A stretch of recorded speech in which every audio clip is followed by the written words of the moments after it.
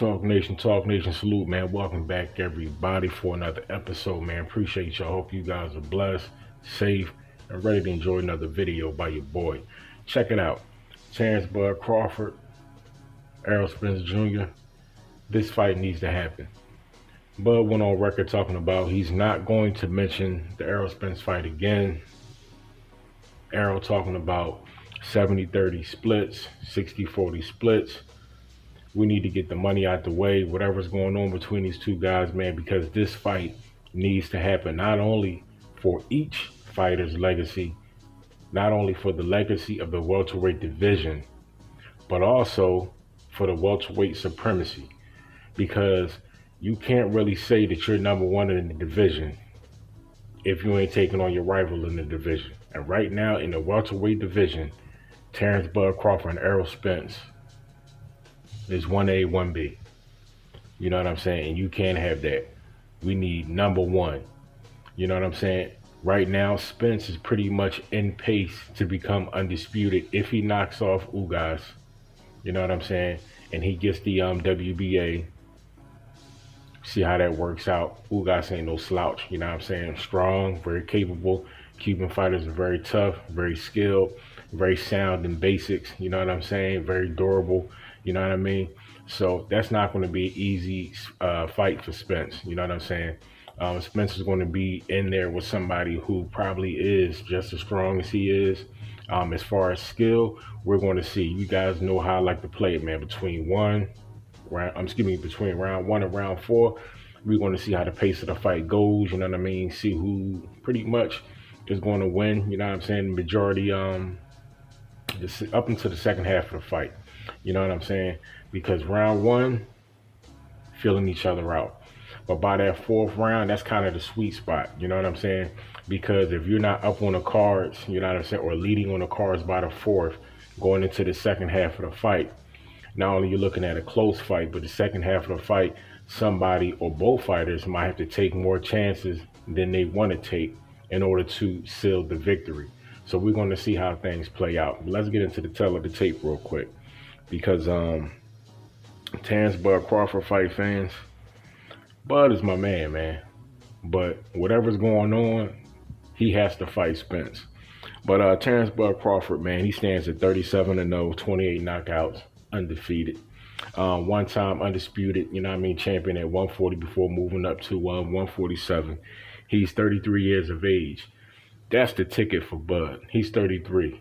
So up-and-coming fighters, man, you know what I'm saying, like Jerron Boots and his Virgil Ortiz, the division, you know what I'm saying, it has some new blood, some very talented new blood. So these guys are going to have to figure it out. His knockout percentage is 75.68. Like I said, 28 knockouts. He holds the WBO. Bud is a switch hitter. He stands at 5'8", 74.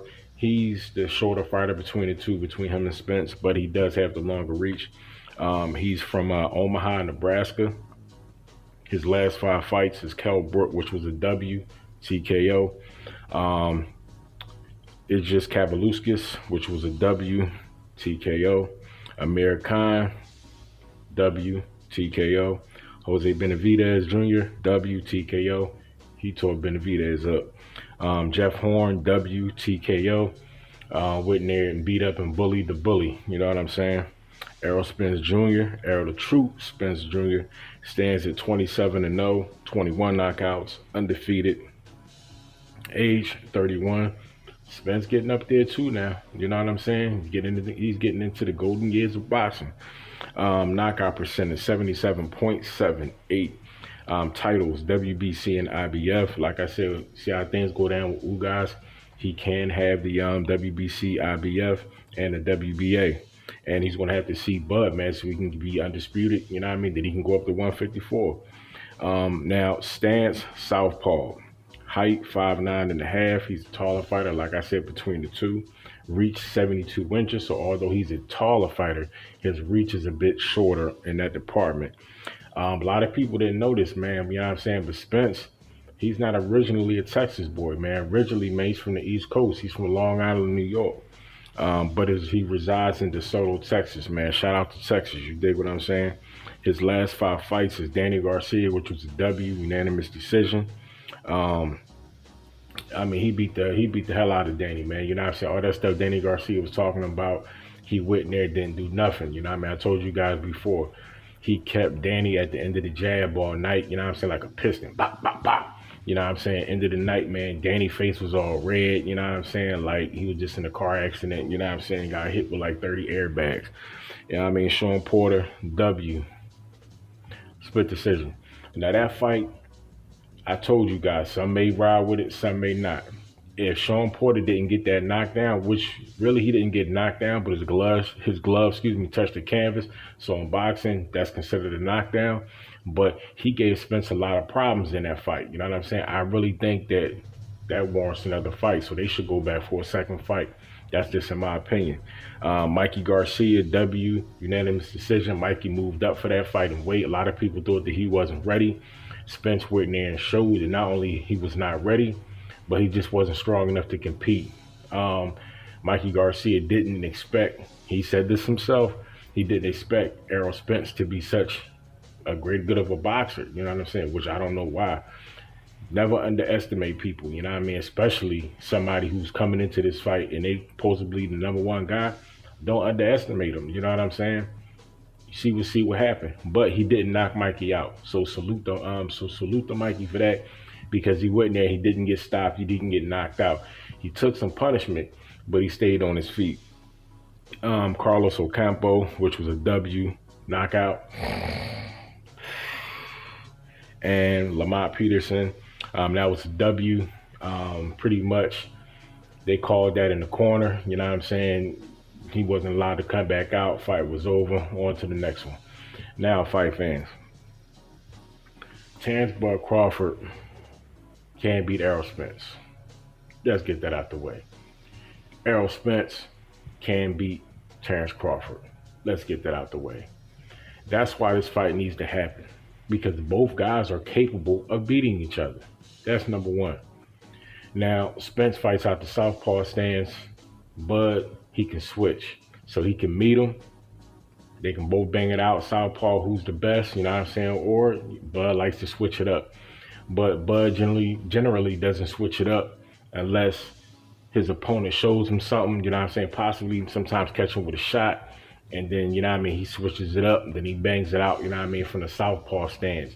But generally, Bud comes in orthodox, you know what I mean, until he switches.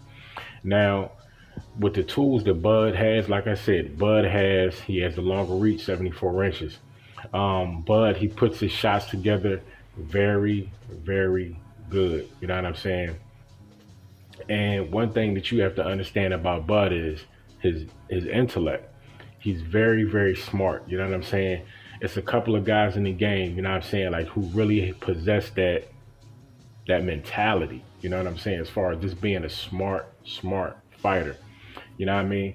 And Bud is one of them dudes. You know what I'm saying? Very good punch selection, goes to the body well. You know what I'm saying? Spence has a beautiful jab. You know what I'm saying? He has a nice left hook.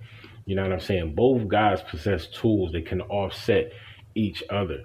Between the two, I think that Errol possibly has the better movement, but Spence does have decent movement, and at times he can be very elusive and light on his feet. You know what I mean? You've seen this when he fought Sean Porter, because Sean Porter, you already know, he probably has some of the best footwork in the game besides Manny Pacquiao. So therefore, your footwork facing Sean Porter has to be good. And if it ain't good, then you're going to be in trouble. You know what I'm saying? But let me tell you guys something, man. You know what I'm saying? Gamboa, you really seen, I guess, Bud's ability as far as his punch selection when he fought Gamboa. He caught Gamboa with a series of beautiful shots, you know what I'm saying? And he was the shorter guy. But he won't be able to do the same thing with Spence because Spence is the bigger guy. So your shots are going to be different. Look for Bud to attack the body in that fight. But don't get it twisted. Bud had to come correct because Spence also likes to go to the body. And he goes to the body very well, very well.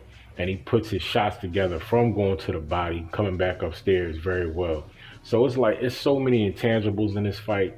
There's so many aspects of this fight that makes it not only intriguing, but it needs to happen. So if it's about dollars and cents, I told you guys before, man, go check out the previous video. You know what I'm saying? Was Errol Spence afraid of Jerron Boots Ennis with a question mark? Because a lot of people was tripping about that, man. In school, if you have a sentence and a question mark is after it, that means that sentence is you're posing a question. You're not making a statement. A lot of people got that misconstrued. I was asking a question from a fight fan, pretty much what do you guys think? And naturally, some people said that, hey, both guys are scared. Some people said no, Spence ain't scared.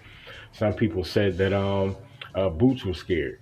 You know what I mean? But if Errol Spence stays in the division, he's going to have to wind up fighting young up-and-comer, you know what I'm saying, Jerron Boots Ennis.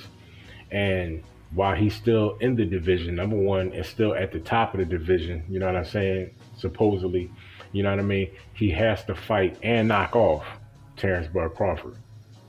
If he can't knock out Bud or get rid of Bud, if he gets stopped or beat by Bud, it's really not going to dismantle or really put a halt to his career. You know what I mean? Because like I said, 1A, 1B.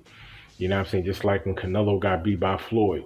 It's certain guys, when you get knocked off by him, you know what I'm saying? It's really not a blemish on your record. You know what I mean? When they see who you fought and they see who you lost to, on to the next one. It's kind of like you don't even got an L. You know what I mean? But if you lose to, if it's an upset or you lose to somebody who supposed to, you know what I mean, you're supposed to go in there and wash, beat up, knock out, get rid of, then that's when it's a stain. You know what I mean? That's when it can haunt you. That's when they say, okay, now you got to go back to the drawing board. You got to fight and work your way back up to get another title shot. But if Spence loses to Bud, you know what I'm saying, possibly he can go, his next fight could possibly another title shot if he doesn't go up to 154, and vice versa with Terence Crawford. You seen when he moved from 140 and moved to 147, you know what I'm saying, he moved to 147 and pretty much was automatically in position, you know what I'm saying, to compete for a title. So if your skills are there, you know what I mean, that puts you in a position of leverage. You can make moves. So these guys, that's why I don't know why it's taking so long for them to fight, because they both have leverage, you know what I'm saying, in order to make things happen. I don't know if they're trying to do what Manny Pacquiao and Floyd Mayweather did, stringing these fights and stringing the fight fans along for years, and then when it happens, it's like boom, it's like severely underwhelming. I hope that's not the case. I hope these dudes fight, man, and bang it out in 2021. After Spence fights Ugas, and depending upon how he does in that fight, if he's able to beat Ugas and get the WBA, you know what I'm saying? So now who had the WBC, the IBF, and the WBA?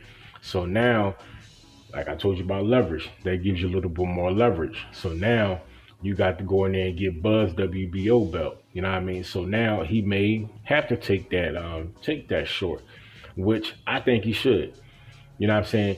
And it's not necessarily like you getting the short end of the stick. You know what I mean? Like I said, if you get the smaller between the two purses, that's fine.